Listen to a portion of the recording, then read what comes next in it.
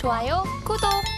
월요일 아침 8시 반입니다. 매일 아침 8시 반 저희 서울경제TV에서 센티멘탈 대 펀더멘탈 매일같이 두 종목 말씀드리고 있습니다. 오늘도 시작을 해보겠습니다.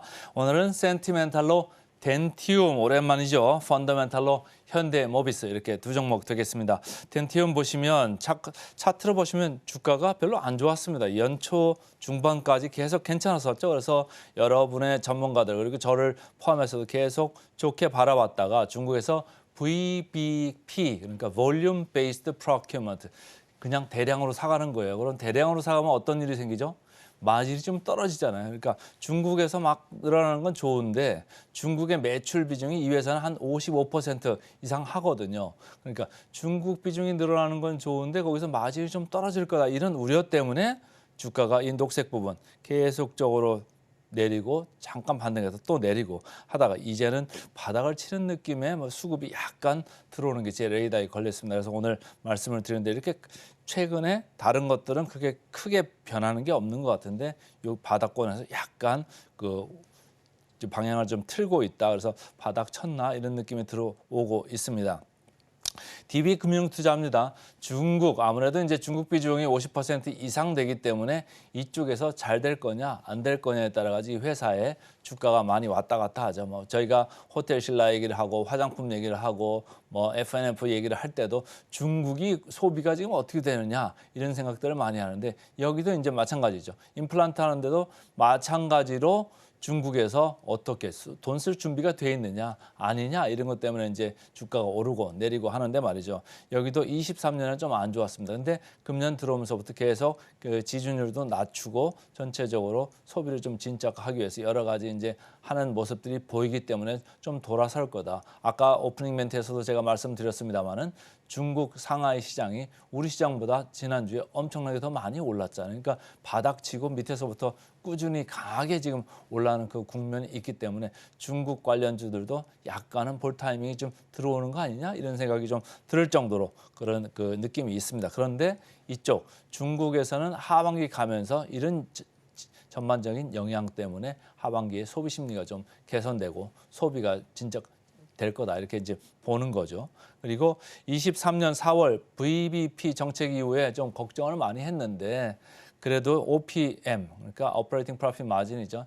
영업이익률이 30% 이상은 유지가 되더라. 그러니까 사실은 이 VBP 정책 때문에 마진이 확 이렇게 줄 거라고 봤는데 그렇게 줄지는 않더라 이런 얘기입니다.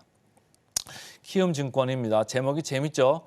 국내외 모두 으쌰으쌰. 그래서 이 회사는 중국에서는 임플란트 업황이 바닥을 찍었다 이렇게 보고 있어요. 그러니까 전반적으로 내려오는 게 충분히 내려왔다. 그리고 VBP도 시행 2년 차가 들어가기 때문에 이제는 그렇게 마진 걱정 안 하고 볼륨이 점차적으로 잘 늘 거다 이런 얘기예요. 그래서 작년에 뭐 VBP 때문에 뭐 마진 걱정이 있었습니다만은 어쨌든 매출은 좀 늘었습니다. 중국에서 작년에 한 전체적인 전사 매출은 한 20% 초반대인데 중국에서는 30%가 넘어갔습니다. 그러니까 중국 시장의 그 부침에 따라 가지고 회사가 이게 흥망이 많이 사이클이 가는 회사인데 금년에도 어쨌든 중국 쪽에서 안정적으로 가기 때문에 금년 매출도 두 자릿수 16% 그리고 영업이익도 20% 이상 이렇게 기대를 하고 있다 이렇게 밝히고 있습니다. 자, OP 마진 한번 봐야죠. 비올 뭐 이런 데 54%, 51% 그러니까 소모품을 계속적으로 내는 데는 소모품 마진이 엄청 크다고 제가 몇 번을 말씀드렸댔습니다. 근데 이제 덴티움 이런 데는 소모품 비중보다는 일단은 그 들어가야 되니까요. 들어가야 되는데 그 33% 여기보다는 좀 많이 낮습니다만은 여전히 33% 그 정도면 마케팅 다 하고도 그 정도면 상당히 높은 수준이 맞다 이렇게 읽으시면 되겠습니다. 밸류가 가격이 쭉 내려오면서 10만 원 초반까지도 이렇게 찍었습니다만은 금요일 지난주에 이렇게 거래가 한번 세게 터졌습니다. 외국인 기관의 쌍끌이 매수가 들어오기 시작한 것 같은데요. 이게 뭐 하루에 끝날 건지 뭐 계속 이어질 건지 조금 봐야죠. 근데 어쨌든 장기 이동 평균선을 이렇게 놓고 보면은 재미가 없었으니까 다들 뭐 시름시름 하고 있었죠. 그냥 언제나 오를까 이렇게 하고 있습니다. 일단은 한번 용트림을 했습니다. 그러니까 여기서 더 강하게 치고 올라간다고 보면은 그때부터는 뭐 정고점 생각하면서 뭐 테크니컬리 좀 밀어붙일 수도 좀 있는 거고요. 일단은 지난번에 1월 2일 날 그 14만 5천 원권 이 정도에 있었던 게 지금 10만 원권까지 급하게 내려온 감이 있기 때문에 어쨌든 기술적이나마 반등 가능성 좀 있겠다 이런 생각이고, 여기서 사들어왔던 분들은 지금 이 가격대에서 이제 아무래도 손바꿈이 있을 수는 있겠다 이렇게 개인적으로 생각을 해봅니다. 어쨌든 좀 천천히, 여기서 뭐 급하게 파실 느낌이 없잖아요. 일단 바닥을 좀 형성한 느낌이 나온다. 그러니까 올라갈 때 올라가더라도 뭐 가지고 계신 분들은 천천히 매도를 생각하셔도 좋을 것 같다 이런 생각입니다. 자, 역사적 밸류 밴드로 보면 PER로 봐서도 뭐 한 중간 정도에 와 있고요.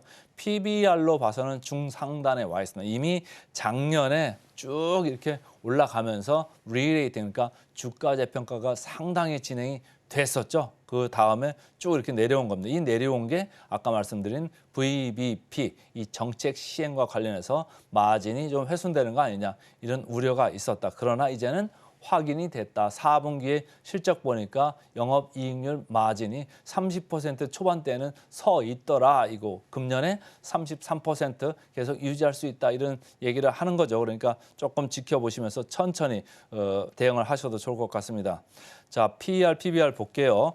덴티움 11.1. 사실은 뭐 임플란트나 뭐 덴탈 관련해서 미용 관련돼 가지고 이게 PER이 한 10배 초반이다. 상당히 싼 거 맞습니다. 상당히 싼 거 맞고요. 이런 회사가 만약 지속적으로 이렇게 이익을 낸다? 진짜로 싸죠. 그리고 PBR로 봐서도 1.7배 그러면 이게 그 동종업계 기준으로 봐서는 싼 축에 속합니다. 여기 이제 피부 미용하고 뭐 이제 관련되는 데는 5배 내외로 이렇게 상당히 높죠. 아까 말씀드린 이런 소모품 비중이 많기 때문에. 그렇지 않은 이쪽 덴티움입니다만은 1.7배는 여전히 경쟁력이 좀 상대적으로 있어 보인다 이런 말씀을 드리겠습니다.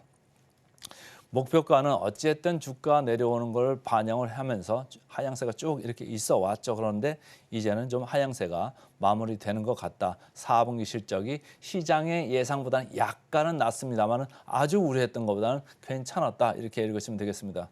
자, 목표 주가 보겠습니다. 다른 데보다는 조금 낮기는 합니다만 덴티움은 여전히 30% 보이고 있습니다. 그래서 금요일 날 분위기 좋았던 덴티움 센티멘탈 주식으로 먼저 말씀을 드렸습니다.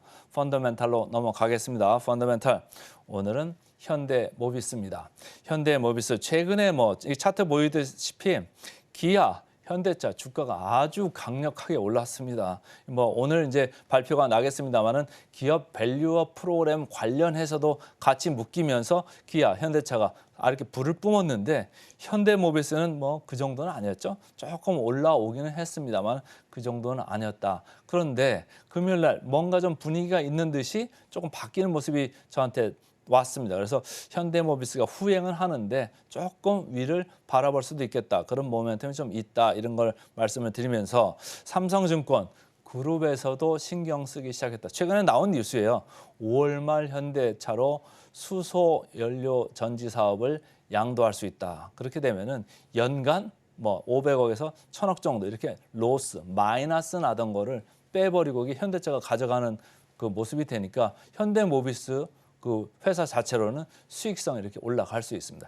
현대차 그룹에서 이제 수소차 관련되는 사업을 R&D는 현대차에서 많이 하고요. 부품 생산은 이제 현대모비스에서 많이 했거든요. 충주 공장에서 이걸 이제 생산을 많이 했는데 여기서 이렇게 마진이 이렇게 안 좋았어요. 특히 넥소 여러분들 많이 아시죠? SUV. 넥소가 계속적으로 현대차 그룹 내에서 판매량 비중이 점점 떨어지니까 현대모비스도 사실은 뭐 이렇게 공장 가동률이 높을 수가 없잖아요. 그러니까 생산량이 좀 줄어들고 그러니까 현대모비스 쪽으로는 상당히 짐이 됐었는데 그걸 이제 현대차로 이관을 해버리는 거죠. 이렇게 이관을 해버리면서 전동 이쪽 부분만 좀 더 집중을 하겠다. 그러면 그쪽의 수익성이 올라간다 이런 얘기예요. 그래서 앞으로는 전동화 수익성이 많이 좋아지는데 전기차 그리고 하이브리드. 전기차는 생각보다 조금씩 시장 수요가 그렇게 뭐 크지는 않습니다만 계속 그 수요가 하이브리드 쪽으로 넘어가고 있잖아요. 그러니까 그쪽에 집중을 하면서 수익성이 좀 올라갈 수 있겠다. 그래서 그룹에서도 신경을 쓴다. 이 말씀을 드리고 한화투자증권입니다. 전동화 수익성 여기도 그 얘기를 하고 있습니다. 그래서 단기 실적이 좀 개선이 될 거다. 아까 말씀드린 대로 연간 500억에서 1000억 정도 손실 나던 게 좀 줄어들 수 있다. 이렇게 말씀을 드릴 수가 있고 25년도부터는 그룹 외에 B그룹 매출도 좀 올라가면서 전체적으로 포트폴리오가 더 탄탄해지고 그 현대차 그룹의 의존도가 좀 내려갈 수 있다. 이런 얘기를 하는 겁니다. 자, 차트 보겠습니다. 19만 8천에서 뭐 25만 원까지 많이 왔죠. 25% 정도 왔습니다. 최근에 외국인 기관 번갈아서 계속 사고 있습니다. 아까 말씀드린 대로 기아나 현대차보다 주가가 후행하고 있기 때문에 후발주로 지금 사들이는 것 같습니다. 공매도 잔고율 0.0%이기 때문에 지금은 다 진성으로 사고 있다. 이렇게 읽으시면 되고요. 차트로 봤을 때도 상당히 하단에 있는 것 맞습니다. PR, PBR로 봐도 여전히 밸류에이션이 낮은 영역에 이렇게 있죠. 그러니까 부담이 없는 그런 주가가 맞고요. 자, 살짝 목표가는 올랐습니다. 그래서 목표가 대비해서 16% 정도 보이네요. 오늘은 센티멘탈로 덴티움, 펀더멘탈로 현대모비스 두 종목 말씀드렸습니다. 좋아요, 구독.